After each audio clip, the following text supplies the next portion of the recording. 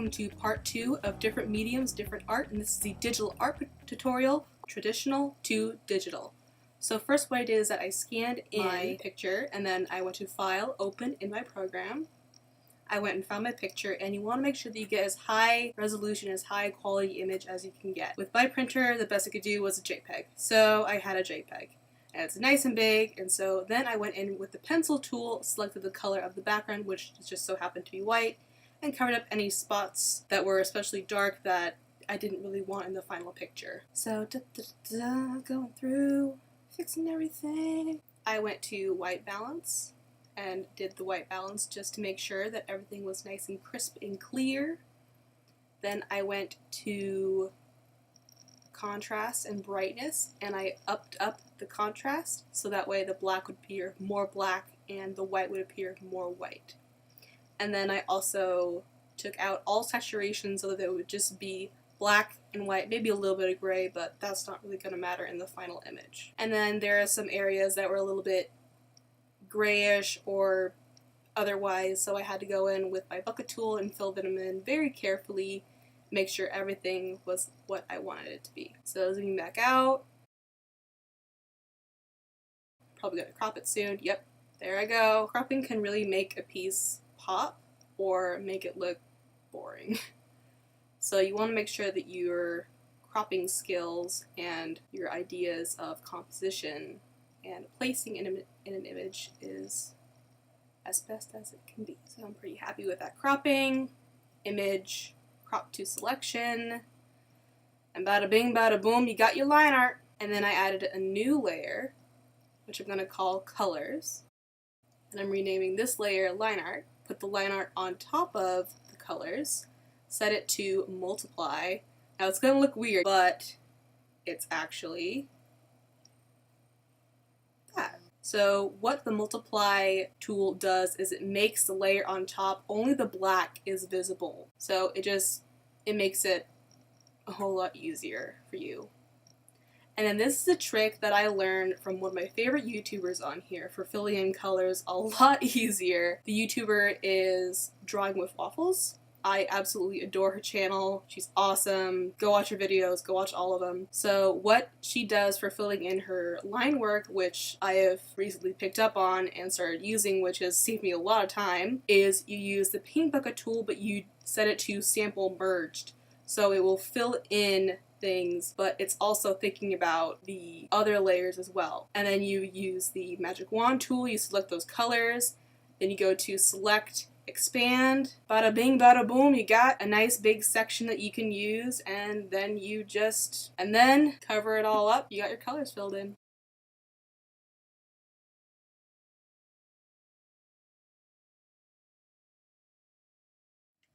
Okay, so now we are going to start on the shading, and I really do apologize for the delay in making this video because I made the first part and then GIMP decided to be a little turd blossom and not be able to open for like 3 weeks, and then I deleted it, re-downloaded it, deleted it like 15 times, and finally this time worked, and now I have a functioning version of GIMP, so woohoo! So now we're going to get into the shading, and actually the coloring part is probably what takes the most effort because you're choosing your colors and all of that stuff. So now we're going to work on shading. So first what I'm going to do is make a new layer called shading right between lines and colors. Now, first step for shading is deciding where the light will be coming from.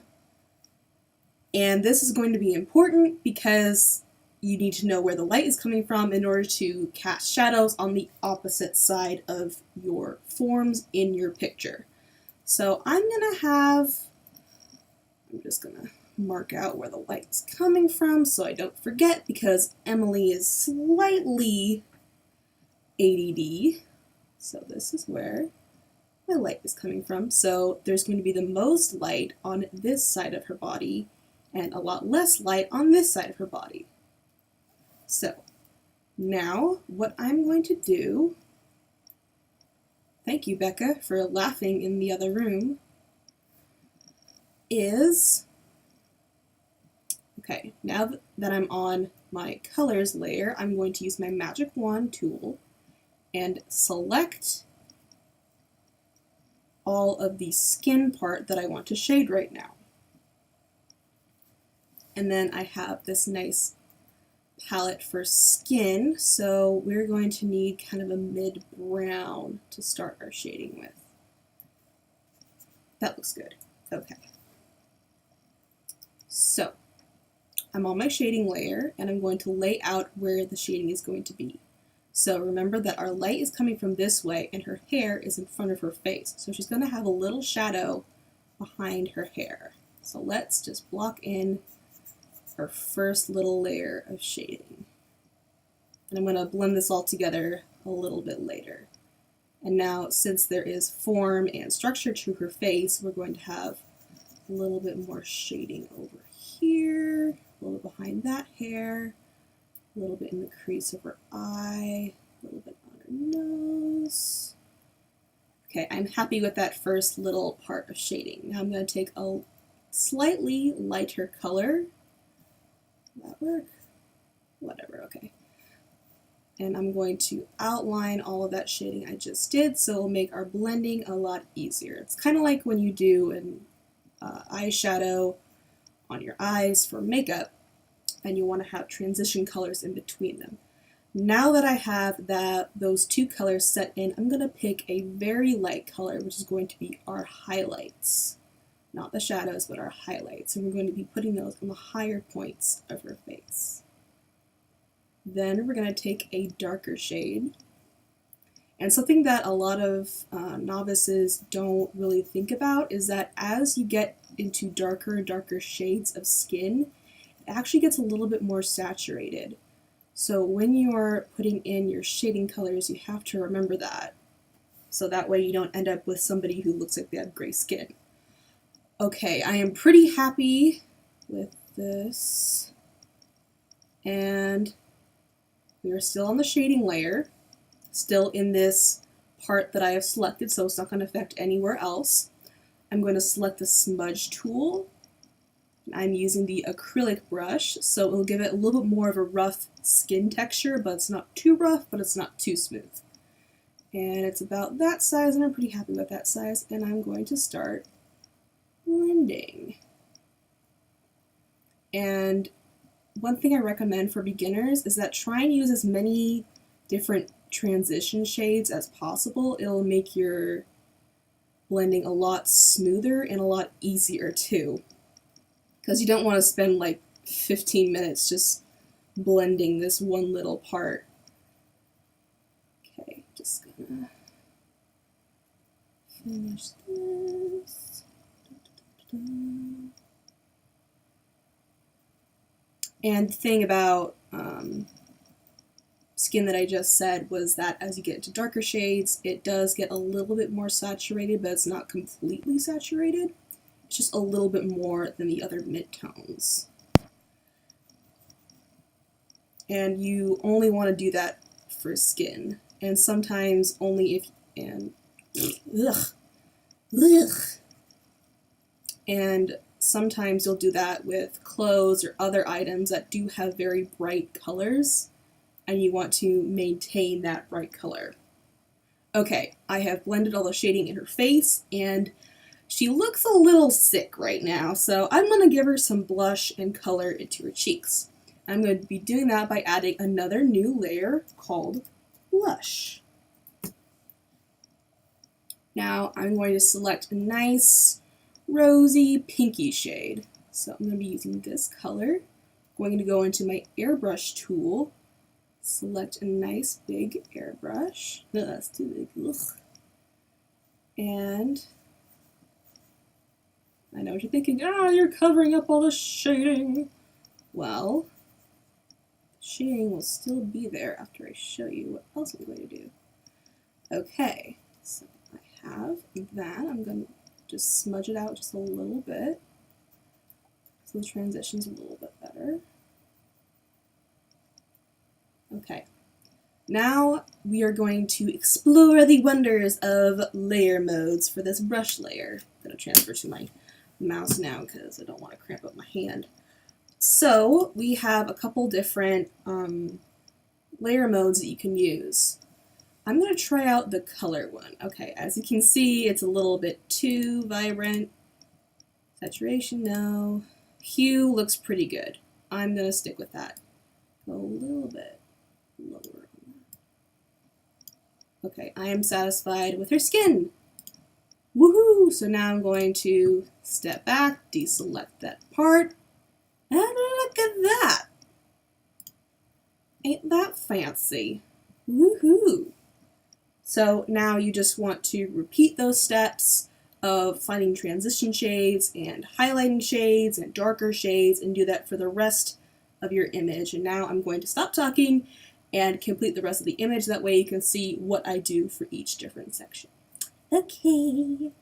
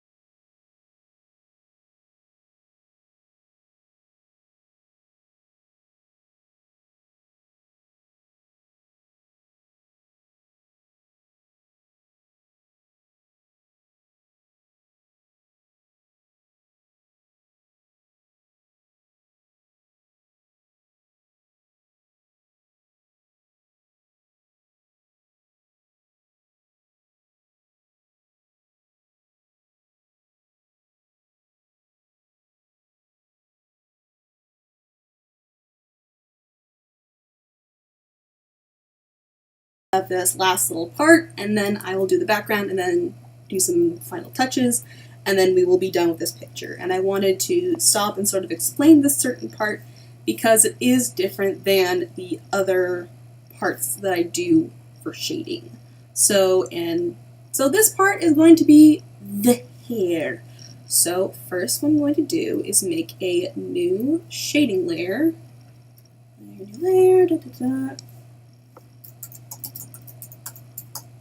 Ignore the ringing phone if you can hear that.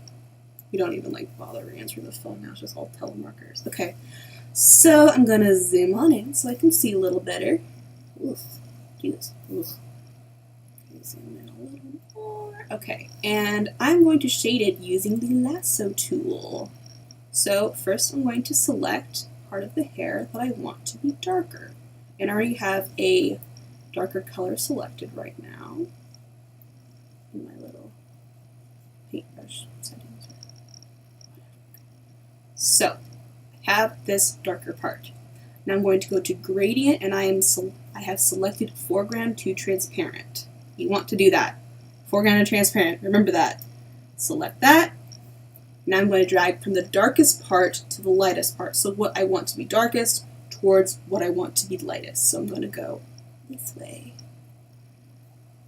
Then I'm going to repeat it for all the other sections that I want to be darker. And I usually use zigzagging motions to make it more like hair. Oh, that's too dark. And if it's too dark, you can just pull away a little bit further and then go there. Sweet. Just this one little more section, and then I'll move on to the rest of the hair. I'm actually going to go the opposite way now. Don't worry about your edges being clean, because it's not clean. We're going to clean it up. Okay, now we're going to go to the other section. Excuse that very bad French accent. I don't speak French. I can speak Spanish, but not trash. Do very intentionally bad. Okay, so I selected that part. Hit that again. It's more fun to make sound effects when you're making art. And the more alternating you do between having no shading and having more shading will make it appear more wavy. So I'm going to add a little bit over here. I actually learned this trick from another artist and I actually did the whole gradient thing myself. I was like, ooh, I wonder if I do a gradient, and I'm like, wow, that's great. Can't remember which artist it was that I learned this from, but I'll post a link in the description box below of what I learned how to do this from. Okay, we're almost done with the shading on this, and then we're gonna do the highlights, and then I'm gonna go on to the next step. Woohoo! Well, okay, that was not the right. Okay, undo. One of the things I love about digital art is that there's an undo button. It's so great. You can just be like, oh, I don't like that. It's gone now. Sweet. Like with other stuff, it's like, ugh. Well, I don't like that section, but I guess I'm gonna have to work with it. Okay. That's the part. Okay, and then I'm gonna step back and make sure shading looks good. So I think it looks a little bit light. So what I'm gonna do is go to colors, brightness, contrast, and just bring down the brightness just a little bit. There we go. I like that. Now, still on this same layer, I zoom in. Thank you. Okay, I'm going to select the original color and lighten it a bit. A little more saturation light. Okay, there we go. Now we have our lighter shade, which is going to be where the highlights of her hair will be. And I'm going to put that where the light will be hitting it. This is my favorite part of doing the shading of the hair, is adding the highlights, because it really makes it pop. Got that.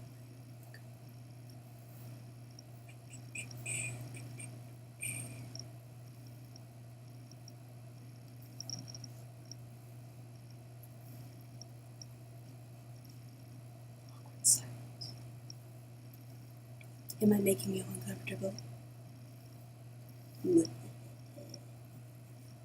One of the things I don't like about digital art is that people always assume that it's just like, oh, I just told my computer to make it, and oh look, it made some art, and I'm going to pass it off as my own. That's not how it works.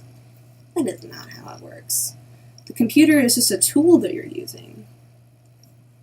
It's not like you just type in make art and then suddenly there's some art there.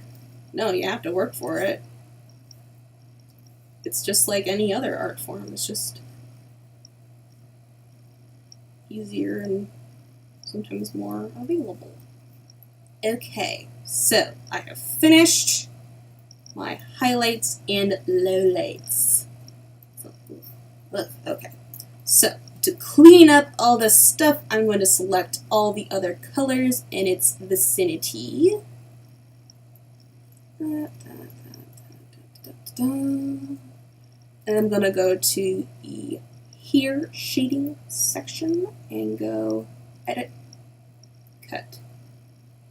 And now you just have the shading where the hair should be. Okay, now we have 2 more little steps and then we're done. First of all, I'm going to erase that thing.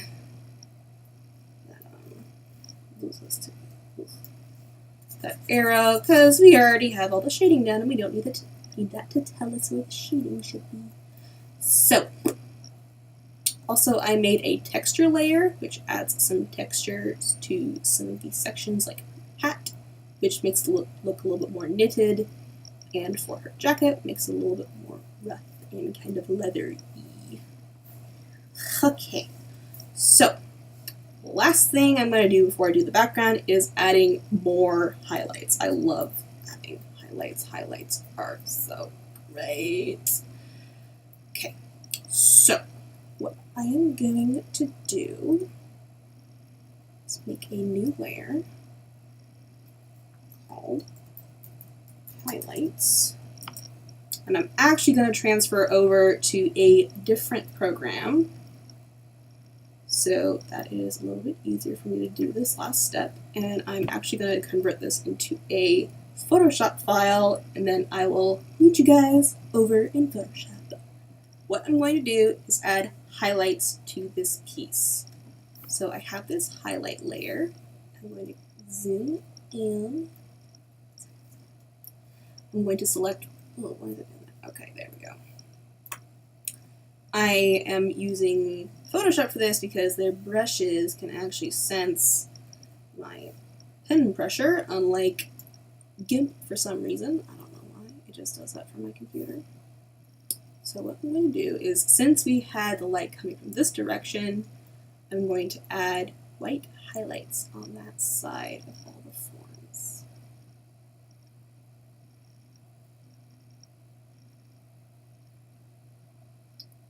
And sometimes I will add it to the back where there will be less shading. I mean, words, I'm going to use them.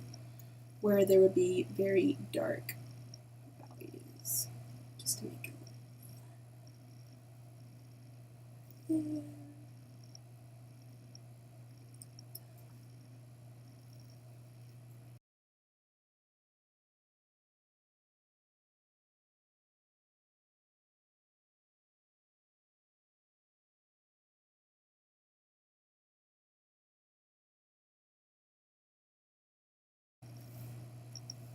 Okay, now I'm gonna clean it up a little bit. Sometimes it goes over edges.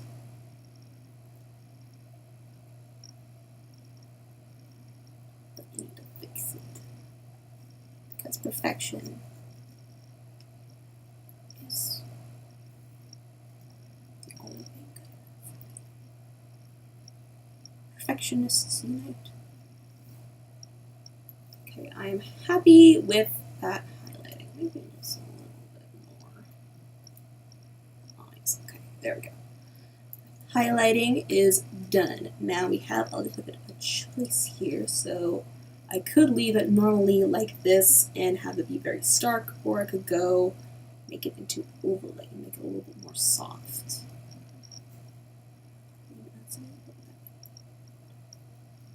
I'm going to do luminosity like 50%. Yeah, it's for whatever. Okay. So, now finally what I'm going to do is do our little background. So what I'm going to do actually is make a new layer using this color.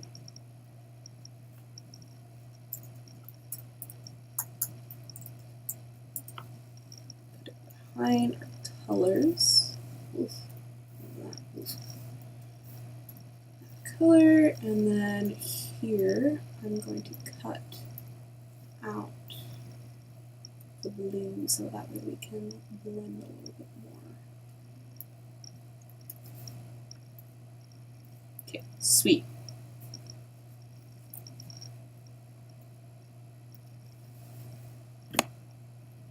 Let's have a little bit of a gradient. Let's have some fun with this. Okay, I have a light color right here. Brush, sort of light. Oh, okay, that's not what I wanted. Okay, here, there we go. Then I'm going to select a darker color here. Then I'm going to do a nice little navy blue kind of thing going on over here. Oh, yes. Yes. Okay, then I'm going to go filter, blur, blur, blur it till we are happy with that. Okay, that looks cool. Sweet.